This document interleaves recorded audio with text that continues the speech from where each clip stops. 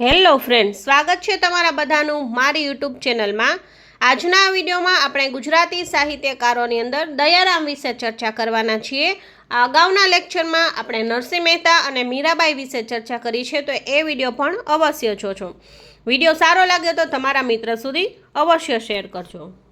ભક્ત કવિ દયારામ। અહીંયા તમે છે એ દયારામનો ફોટો જોઈ શકો છો। તે પાઘડી પહેરેલી છે અને હાથમાં તંબુરો છે એ વગાડે છે। તેમનો સમય છે ઈસવીસન 1777 થી ઈસવીસન 1852, એટલે કે 19મી સદી મધ્યકાલીન યુગના છેલ્લા જે સાહિત્યકાર હોય તો એ દયારામ છે। તેમના પિતા છે પ્રભાશંકર અને માતા છે રાજકોર। એમના બહેનનું નામ છે ગંગા। દયારામનું ગામ છે વડોદરામાં આવેલું ચાંદોદ। તેમની કર્મભૂમિ છે ડભોઈ। ચાંદોદ એમનું જન્મ સ્થળ છે, જ્યારે એને ડભોઈમાં રહીને કાર્ય કરેલ છે। તેમના ઉપનામ છે ભક્ત કવિ, બંસીબોલા કવિ અને ગરબી સમ્રાટ તરીકે ઓળખાય છે। તેમના ગુરુ છે પુરુષોત્તમજી મહારાજ। એમનો ધર્મ છે વૈષ્ણવ અને દયારામનું પ્રખ્યાત જે સાહિત્ય હોય તો એ છે ગરબી। તેના વિશે સામાન્ય માહિતી મેળવીએ તો દયારામ છે એ ઈસવીસનની 1777 થી 1853 આસપાસ થઈ ગયા છે, એટલે કે 19મી સદીના મધ્યકાલીન યુગના કવિ છે। એમણે રચેલા પૃષ્ટિ માર્ગે અનુસરતા કૃષ્ણ ભક્તિના પદો ખૂબ જ પ્રખ્યાત છે। દયારામ, નરસિંહ મહેતા અને મીરાબાઈની સાથે ગુજરાતી સાહિત્યમાં ભક્તિ આંદોલનના અગ્રણી યોગદાન કરતા ગણાય છે। હવે દયારામના જીવન વિશે ડિટેલ્સમાં માહિતી મેળવીએ તો દયારામનો જન્મ છે એ 16 ઓગસ્ટ 1777ના રોજ નર્મદા નદીને કિનારે આવેલા ચાણોદમાં થયો હતો। તેઓ નાગર બ્રાહ્મણ પ્રભુરાવ પંડ્યાના બીજા પુત્ર હતા। તેમની મોટી બહેન ડાહી ગૌરી અને નાનો ભાઈ મણિશંકર 9 અને 2 વર્ષની વયે જ અવસાન પામ્યા હતા। તેમના પિતા કારકુન હતા। દયારામે બહુ અલ્પ માત્રામાં શિક્ષણ લીધું હતું અને તેમને વૈષ્ણવ મંદિરમાં ભજન ગાવામાં રસ હતો। તેમના લગ્ન બાળપણમાં થયા હતા, પરંતુ તેમની પત્ની લગ્નના 2 વર્ષ પછી મૃત્યુ પામી અને તેમના બીજા લગ્ન પણ તેમના પિતાનું અવસાન થવાથી ટક્યા નહીં। 2 વર્ષ પછી તેમની માતાનું પણ અવસાન થયું। તેઓ ચાણોદ અને ડભોઈમાં તેમના સગા સંબંધીઓના ઘરે રહેતા હતા। દયારામે ભારતભરમાં વૈષ્ણવ સંપ્રદાયના મહત્વના સ્થળોની મુલાકાત લીધી હતી। ઈચ્છારામ ભટ્ટના સંપર્કમાં આવ્યા પછી તેઓ ધાર્મિક વૃત્તિ તરફ વળ્યા હતા। નાનપણમાં મૃત્યુ થયા પછી 14-15 વર્ષની વયે જ દયારામ ભ્રમણ કરવા નીકળી પડ્યા હતા। 12 વર્ષ સુધી ભારત ભ્રમણ કર્યું અને પછી પોતાની પ્રથમ મહત્વની રચના ગીત ગોવિંદ આપી। આ ખાસ એક્ઝામમાં પૂછાય છે। ગીત ગોવિંદ એ દયારામે રચેલ છે। વિક્રમ સંવત 1858માં તેઓ વલ્લભ મહારાજ થકી પૃષ્ટિ માર્ગી વૈષ્ણવ સંપ્રદાયમાં જોડાયા અને વિક્રમ સંવત 1861માં સંપૂર્ણ રીતે પરોવાઈ ગયા હતા। તો તેઓએ વૈષ્ણવ ધર્મ અપનાવેલ છે। ત્યારબાદ દયારામે કઈ કઈ રચનાઓ કરેલ છે, સાહિત્ય વિશે માહિતી મેળવીએ તો મારવાડી અને સંસ્કૃતમાં પણ રચનાઓ કરી હતી। એમાં ગરબી સૌથી વધુ પ્રચલિત છે। ગરબી એ કોની વખણાઈ, તો જવાબ આવશે દયારામની। આ ખાસ એક્ઝામમાં પૂછાતો અને ખૂબ જ વારંવાર પૂછાતો પ્રશ્ન છે। ગરબી એ દયારામની વખણાઈ છે। આજીવન મીરાની જેમ કૃષ્ણને જ પોતાનો પ્રિયતમ માનીને દાસી ભાવથી તેની ભક્તિ કરી હતી।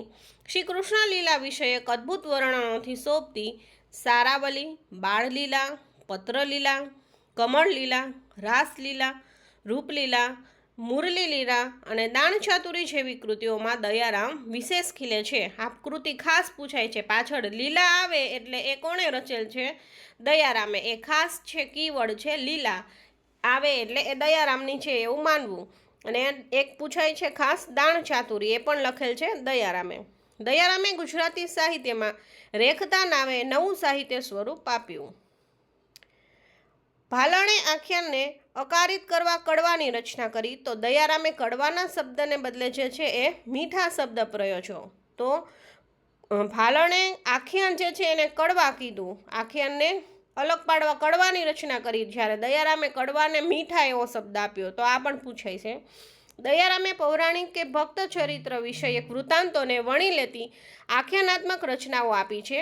નાગ્નજીતી વિવાહ, અજામિલાખ્યાન, સત્યભામા વિવાહ, વૃત્રાસુરનું આખ્યાન, રૂકમણી વિવાહ કે રૂકમણી હરણ, રૂકમણી શ્રીમંત, મીરા ચરિત્ર અને કુંવરબાઈનું મામેરું પ્રાસાદિક અભિવ્યક્તિ ધરાવતી દયારામની આખ્યાન રચનામાં સાંસ્કૃતિક અધ્યયનની કેટલીક સામગ્રી છે. તો આ ખાસ આનો સ્ક્રીનશોટ લઈ લેવો. આ ખાસ પૂછાય છે. સત્યભામા વિવાહ પૂછાય છે.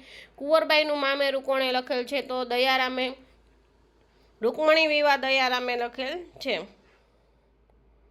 ત્યારબાદ દયારામે રચેલી કેટલીક કૃતિઓ. દયારામનું મોટાભાગનું સર્જન ગરબી સ્વરૂપે છે. તેમની કુલ રચનાઓ વિશે વિદ્વાનોમાં મતભેદ છે અને તેની સંખ્યા લગભગ જે છે એ 87 જેટલી કહેવાય છે.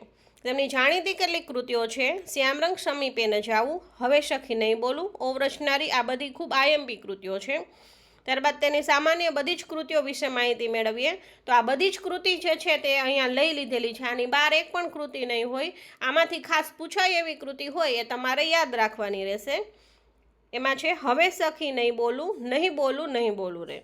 પછી છે ઓ વ્રજનારી, શા માટે તું અમને આડ ચડાવે, હું શું જાણું છે વાહલે, મુજમાં શું દીઠ્યું, વ્રજ વાહલું રે વૈકુંઠ નહીં આવું. આ પણ ખાસ આઈએમપી છે.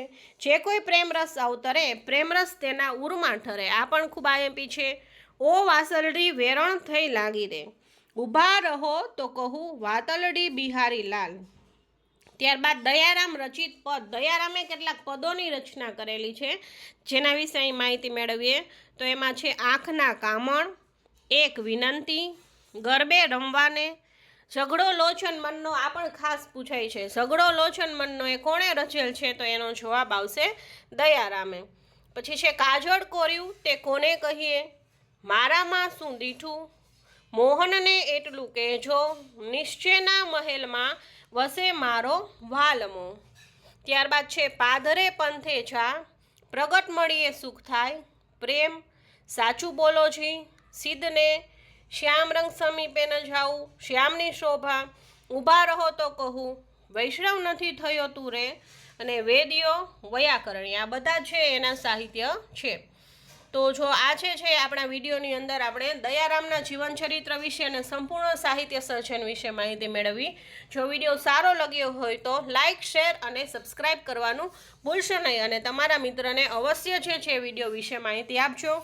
કોઈ પણ પ્રશ્ન હોય તો કમેન્ટ બોક્સમાં જરૂરથી જણાવજો. Thank you.